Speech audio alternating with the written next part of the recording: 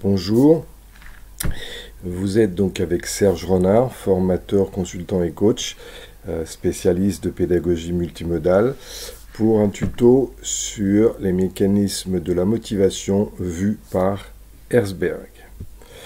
Alors, je vais donc développer ces éléments. Donc Herzberg, suite à une étude, a trouvé que il y avait des facteurs porteurs d'insatisfaction qui sont appelés donc facteurs extrinsèques. Si effectivement ces facteurs, alors nous allons voir si ces facteurs ne sont pas bien remplis ou plus ou moins bien remplis, les conséquences, et la même chose pour bien ou plus ou moins bien remplis. Donc si ces facteurs effectivement extrinsèques qui sont porteurs d'insatisfaction ne sont pas bien remplis, à ce moment-là, nous allons obtenir chez l'individu une insatisfaction.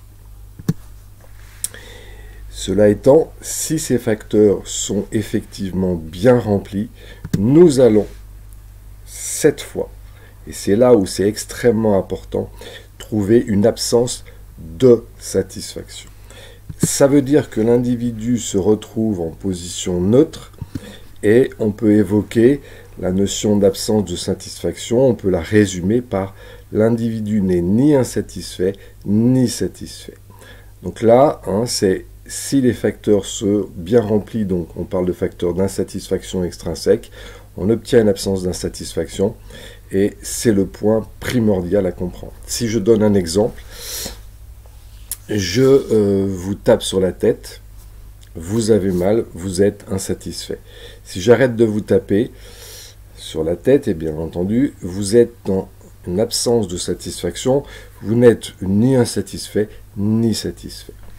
Si je prends un deuxième exemple qui est important, imaginez qu'un individu travaille avec des conditions de travail qui sont mauvaises, par exemple un ordinateur qui est très lent, alors qu'on lui demande de la performance. Donc ces facteurs extrinsèques ne sont pas bien remplis, donc ils ne sont pas OK, et il y a insatisfaction. Si on lui donne un nouvel ordinateur, eh bien, il sera en absence de satisfaction. Pourquoi ? Parce que avoir un ordinateur rapide pour demander de la performance est quelque chose de logique. Donc il n'est ni insatisfait, ni satisfait, il est en position neutre, c'est normal. Nous allons maintenant passer aux facteurs porteurs de satisfaction. Donc on part sur le même principe, c'est ce qu'on appelle les facteurs intrinsèques et on va voir les conséquences de ces deux notions.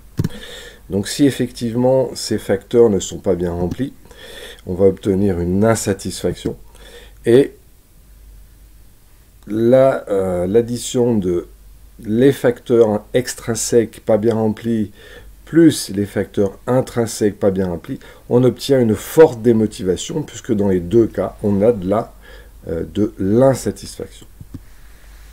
Si ces facteurs sont bien remplis, nous allons obtenir de la satisfaction. Si je donne un exemple, admettons que le même individu au travail a la possibilité de développer ses compétences, quelque chose qu'il apprécie et qui est une motivation personnelle, eh bien, on aura effectivement de la satisfaction. Donc, si on résume avec ici des conditions de travail qui sont bonnes, donc une absence de satisfaction parce que c'est le normal, plus la possibilité effectivement d'avoir des facteurs porteurs de satisfaction intrinsèques qui sont bien remplis, comme la possibilité de développer des compétences, et c'est quelque chose qui tient à cœur l'individu, à ce moment-là, l'addition des deux donne une motivation personnelle à long terme. Donc pour aller plus loin, je vais vous parler donc dans le détail de ces différents facteurs qui va me permettre de vous faire comprendre la notion de profil motivationnel. Alors, je mets en route donc le diaporama. Alors, vous avez ce qu'on appelle donc les facteurs d'insatisfaction qu'on a évoqués juste avant. Donc, les voici dans la globalité. Donc, comme j'ai évoqué et j'ai pris ce facteur en termes d'exemple, si effectivement ces facteurs sont bien remplis, c'est-à-dire que l'individu obtient des éléments cohérents, l'objectif, eh bien, c'est d'aller vers une absence de satisfaction. Donc pour ça, on va réfléchir à ce qui va pas au niveau de ces facteurs, plus ce qui est important et peu important au niveau de ces mêmes facteurs, et ensuite, on regarde finalement où ça ne va pas et ce qui est important pour décider des actions à mettre en place et donc obtenir une absence de satisfaction. Nous allons maintenant arriver avec les facteurs de satisfaction. Donc je les fais apparaître petit à petit.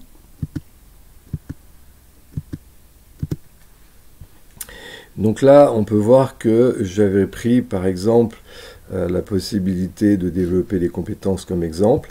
Pareil, l'objectif est d'obtenir une satisfaction. Donc on regarde les facteurs qui vont ou qui ne vont pas, ce qui est important et peu important pour l'individu, et l'objectif c'est d'obtenir effectivement, avec l'analyse de ce qui ne va pas et ce qui est important, des points d'action à mettre en place et obtenir une satisfaction, cette fois que j'appelle personnelle. Ça nous permet effectivement, comme on l'a vu, d'obtenir une motivation personnelle à long terme et aussi d'obtenir les facteurs sur lesquels vous savez que vous pourrez stimuler votre individu. Donc pour aller plus loin, eh bien, on parle d'élaboration de profils motivationnels. Nous voyons ici les facteurs extrinsèques que l'on a vus. Donc en réalisant un constat de ce qui va et ce qui ne va pas sur ces facteurs, avec des commentaires et pareil sur ce qui est important et pas important, nous allons obtenir des actions à mettre en place sur certains facteurs. Si je prends le même exemple, les conditions de travail, on pourrait dire que ça n'allait pas avec des commentaires et c'était important. Donc là, une action effectivement à mettre en place et du coup, plan d'action comme on peut le voir ici, pour essayer de trouver des solutions et obtenir sur ces facteurs extrinsèques une position neutre, c'est-à-dire une absence de satisfaction.